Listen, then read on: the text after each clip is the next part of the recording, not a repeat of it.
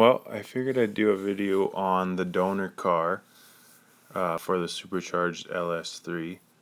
Not a lot of people know where I actually got the motor from, but it was actually from my own car.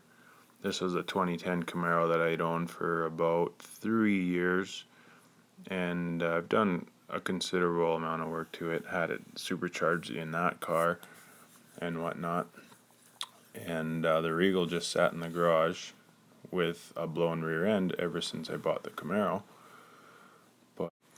So the story of it all is your typical going for a ride with a buddy, showing him about the car, and we just accelerated through a couple gears, and there was a thin layer of dust on the road from recent construction, and the car just kicked out sideways farther than it ever has before, and it couldn't be brought back. Hit the curb going into about a 15-foot ditch. It corkscrewed through the air off the big curb, landed on the driver's back end first, bounced onto the nose, and then just kind of dominoed onto its roof.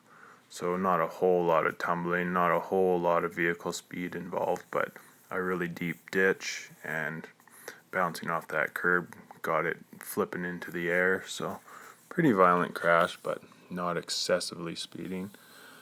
I had a buddy and his girlfriend were in the car. Nobody was seriously hurt.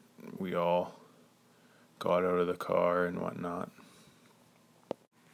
So after it was all said and done, I actually bought the car back from the insurance company for about $7,000, which is less than I paid for the supercharger, and got paid out the rest of the money, whatever else they owed me.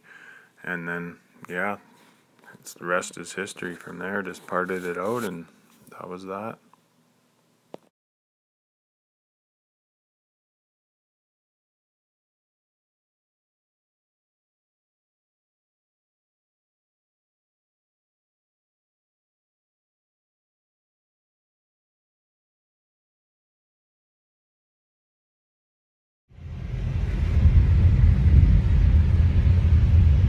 Through here,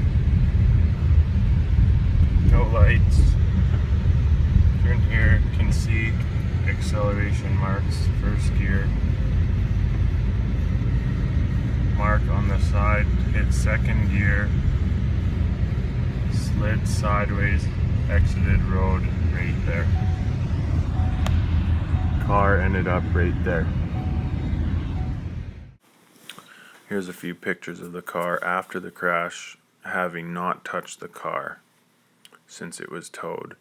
Amazingly enough, none of the windows broke except the windshield and the back window, not even the sunroof. The back is what took most of the hit, which this you can see in this picture and in the next one. And the passenger side was actually relatively in good shape, but when they towed it out of the ditch, they rolled it over the passenger side to get it on its wheels.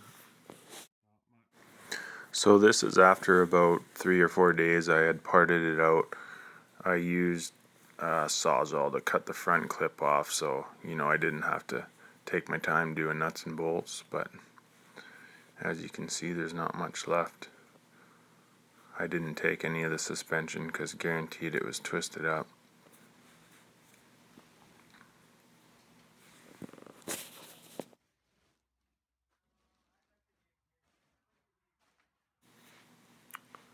Yeah, if you look at the passenger side, you can see the door was really good shape. That's where the mirror got squished into it when they rolled it over. All those dents are from them rolling the car over. Took everything out, just cut the fuel pump out of the floor there. It's crazy, the fuel had something injected in it that the car does when you crash to flammatize the fuel, if that's a word, I don't know, but yeah, not much left in there. And amazingly enough, the doors and the hood, everything opened. I think even the trunk